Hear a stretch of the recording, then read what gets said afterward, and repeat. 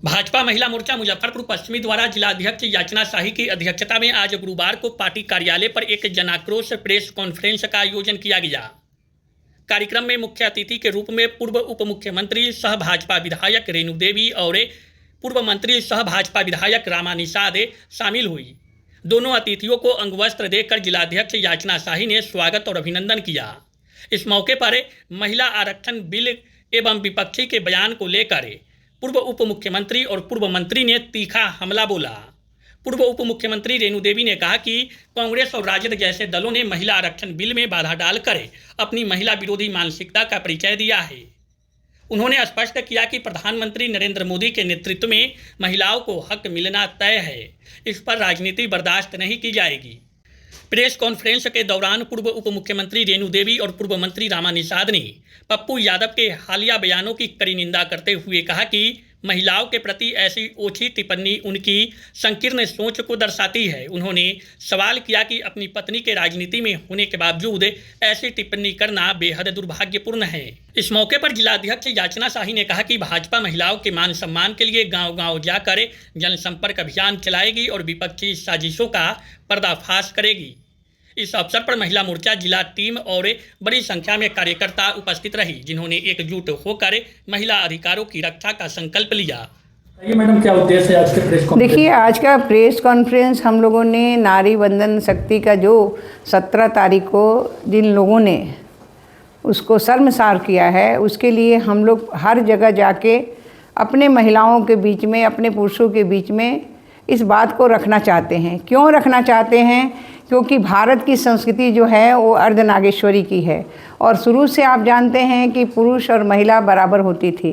और हमारे प्रधानमंत्री जी ने खुले हृदय दिल से जो था वो अपना जो बिल लाए कि नारी शक्ति वंदन में 33% उनको आरक्षण मिल जाए राजनीति में। क्योंकि आप देखते हैं कि राजनीति में महिलाएं काम करती हैं, काम तो बहुत लोग कराते हैं, लेकिन टिकट देने में आनाकानी होता है। लेकिन जब रिजर्वेशन हो जाता है तो वहाँ किसी की कुछ चलती नहीं है और वहाँ जो है ऑलरेडी सभी महिलाएं हमारी परिपक्व हैं और सब महिलाएं हमारी काम करती हैं, क्योंकि हम अर्धनागेश्वरी के रूप में रहते थे। और यही कारण था कि जो अभी कांग्रेस या जितना भी ईडी गठबंधन है या टीएमसी है, डीएमके है, ये सारे लोग कहते हैं कि मैं तो बहुत पहले लाया, आज 26 साल से ये लटका हुआ था। लेकिन लटके हुए को फिर उसको करना और जाके ज़मीन पे धरातल पे उतारना, ये एक बड़ी बात है। लेकिन इन लोगों ने नहीं किया, जबकि सबको आग्रह किया गया। माननीय हमारे गृह मंत्री ने सबसे आग्रह किया कि दिल के अंतरात्मा से ही बात कीजिए। हमारे प्रधानमंत्री जी ने आग्रह किया, लेकिन इन लोगों ने जो 17 तारीख को किया वो पूरे देश की हमारी सभी महिलाएं शर्मसार हो गई। क्योंकि महिला, देखिए यहाँ भारत में क्या है, महिला जो है ये हम कहते हैं यत्र वहीं ही महिलाएं पूजी जाती हैं, चाहे वो दुर्गा के रूप में या शक्ति के रूप में या विद्या के रूप में। तीनों में तो हम सरस्वती, दुर्गा और लक्ष्मी कहते हैं। जब ज़रूरत होता है तो हम वही पूजा करते हैं, लेकिन जब पूजा का समय आता है तो उस समय हम छोड़ के चले जाते हैं। तो ऐसे लोगों को क्या करना चाहिए? तो ये जो है जनमानस में जो आया है, इसका बदला जो है हम लोग लेने के लिए तैयार हैं और आने वाले समय में सभी महिलाएँ हमारी तैयार रहेंगी। अब निश्चित कदम उठाएंगे, जब आएगा चुनाव तो उस समय हम लोग इनको दिखाएंगे क्या होता है, महिलाओं का अपमान क्या होता है। महिला ही जगत जननी है, महिला ही जन्म देती हैं और महिला के बिना कोई जन्म नहीं दे सकता है। और वही महिला का आप अपमान कीजिएगा। आज पे चाहे वो प्रियंका वाड्रा हो या टीएमसी की ममता बनर्जी हो या आपके जो है ये अखिलेश यादव हो, चाहे, और सबसे घिनौना बात तो अभी पप्पू यादव ने किया कांग्रेस की तरफ से, जिसको शर्म भी नहीं आया कि हमारी बेटी है, हमारी माँ है, हमारी पत्नी है। इसके लिए उन्होंने जो बात कहा है उसके लिए तो हम और जितनी निंदा कर सकते हैं उतनी निंदा करते हैं हम। और सबसे बड़ी बात ये है कि इन लोगों ने क्या दिखाया। आप झूठा करके नैरेटिव तय करना चाहते हैं। आप कौन सा नैरेटिव तय करना चाहते हैं कि परिसीमन नहीं हुआ? अरे परिसीमन तो होता तो 850 सीट होता। सबसे पहले तो आप उसको तय करके निकालते। अभी जनगणना हो रहा था और जनगणना के माध्यम से हमारे जो है महिलाओं का सीट निकलता और 850 सीट, जहाँ 443 सीट है वहाँ 850 सीट होते और 33% महिलाएं होती।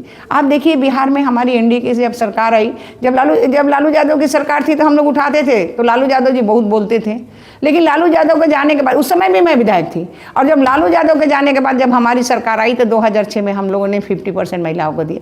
क्या हम उसमें आरक्षण नहीं किए? क्या हम उसमें ये नहीं किया? और हमारी महिलाएं जो अभी जीत के आई हैं वो 59% महिला हैं, जो कि हमारे आरक्षण से माने 10% ज़्यादा हो गई हैं, 9% ज़्यादा हो गई हैं। तो महिलाओं में एक कैपेसिटी है, क्योंकि इस धरती का तो उर्वरक यही है, भारत का उर्वरक तो यही है कि हम अर्धनागेश्वरी में हैं। तो कहने का मतलब है कि हम अच्छे काम कर रहे हैं। और ये जब जिस दिन बिल गिरा तो ये सारे, चाहे वो कांग्रेस हो, चाहे डीएमके हो, या आरजेडी हो, या आपके टीएमसी हो, जो महिलाओं की पार्टी कहते हैं कि हम महिला, ममता बनर्जी कहती है कि हम महिला की पार्टी हैं, चाहे वो हो, सबने खूब अच्छे से पिकनिक मना रहे थे, जश्न मना रहे थे। यानी महिलाओं का अपमान आपका जश्न होता है? महिलाओं का आपको शर्म आनी चाहिए कि उस दिन जो हम लोग 50% रहते हुए हमारा बिल गिरा है, और बहुत कम से गिरा है। विपक्ष का कहना है कि सत्ता पक्ष नैरेटिव सेट करना चाहती है, जिस प्रकार उनको पता था सत्ता पक्ष को कि 2/3 बहुमत नहीं है, उसके बावजूद बिल को लाया गया, और यह बिल पहले भी लाया गया था, विपक्ष उसमें समर्थन की थी, लेकिन चुनाव को देखते हुए इस तरह का, देखिए उसमें समर्थन किए थे आप, उस समय समर्थन किए थे, पास क्यों नहीं किए? आज क्यों आप बिल को गिरा रहे हैं? कोई हमारा उसमें जो एकदम एक ये भी नहीं था। और कहने का मतलब है कि विपक्ष का जो है संविधान की जीत हुई है, वाड्रा ने कहा है संविधान की जीत हुई है, प्रियंका वाड्रा ने कहा है। तो संविधान का जीत क्या है? अगर तुम चाहते तब भी हमारा जो है बिल पास होता। तुम तो परिवारवाद हो, क्योंकि तुम चाहते हो कि भाई मेरे जगह पे तो दूसरी महिला आ जाएगी, क्योंकि राजा का बेटा ही, रानी की बेटी ही रानी होती है। आप देखे होंगे, कौन था? नेहरू जी थे, इंदिरा गांधी थे, राजीव गांधी थे। आज जिसको बनाना चाह रहे हैं वो हैं हमारे यहाँ, देख लीजिए लालू यादव, बेटा को तेजस्वी, पत्नी जो है वो एक तरफ नेता है, एक तरफ में पहले पूर्व मुख्यमंत्री थी, मुलायम सिंह को देख लीजिए, अखिलेश यादव। तो कहने का जो परिवार, स्टालिन को देख लीजिए, उनकी बेटी। तो कहने का मतलब है कि जो परिवारवाद में है, इधर ममता बनर्जी को देख लीजिए, भतीजा। तो कहने का मतलब है जो परिवारवाद से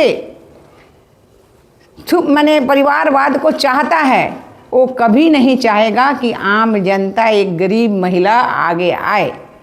और आज तक कोई बना है उनके यहाँ कोई गरीब महिला? अब मेरे जैसी महिला, अति पिछड़ा की महिला, हमने क्या, हम तो आए जो डिप्टी सीएम भी रहे, हम 6 बार से विधायक हैं, हम 3 बार मंत्री रहे, क्या उनके यहाँ कोई बनता है क्या? कौन बनेगा डिप्टी सीएम? तेजस्वी बनेंगे। कौन बनेगा मुख्यमंत्री? आज मेरे यहाँ भाई सम्राट जी बने हैं, उनके यहाँ कौन बनेगा? तो हमारी पत्नी बनेगी या हमारा बेटा बनेगा। उनके यहाँ कौन बनेगा प्रधानमंत्री?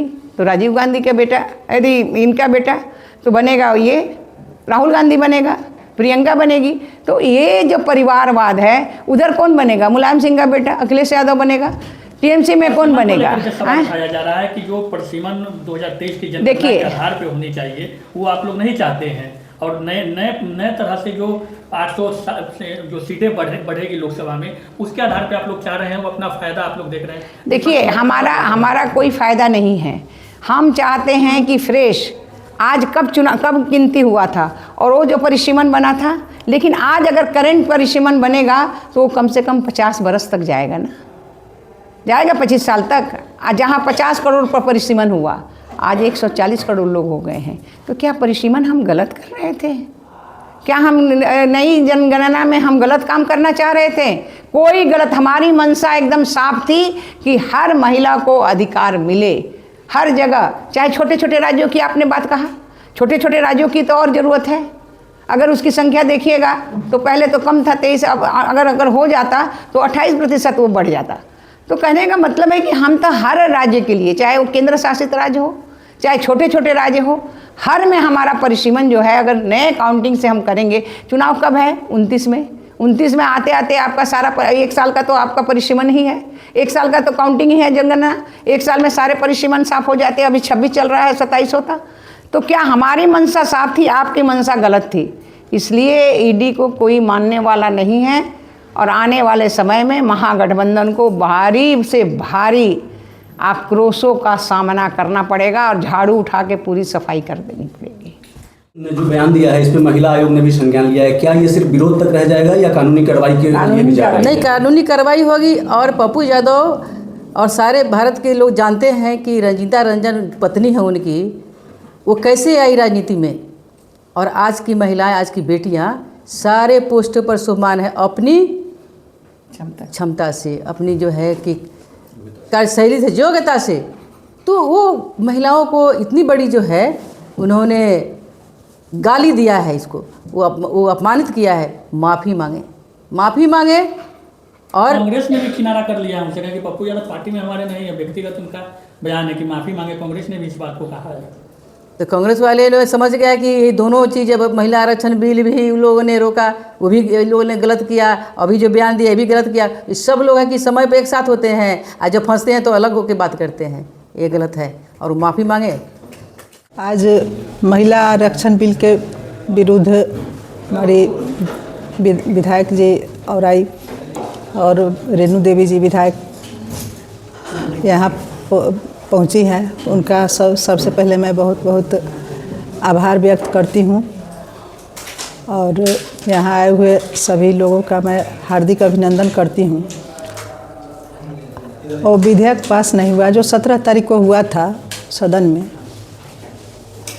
महिलाओं को गिराने के लिए जो प्रयास हुआ और उस पर टेबल पीटना और पार्टी मनाना एक महिला के द्वारा, ये बहुत घृणित बात है। ये जो किया गया है उसके विरोध में हम लोग जितना संभव होगा उतना हम लोग मैदान में उतरेंगे और इसका विरोध करेंगे और आगे निरंतर हम लोग का लड़ाई जारी रहेगा। शादी का फर्नीचर सेट 34,500 से स्टार्ट। AFZ फर्नीचर के ऑफिशियल यूट्यूब चैनल पर विजिट करिए विशेष जानकारी के लिए और परचेज करिए बिहार के सबसे बड़े शोरूम से।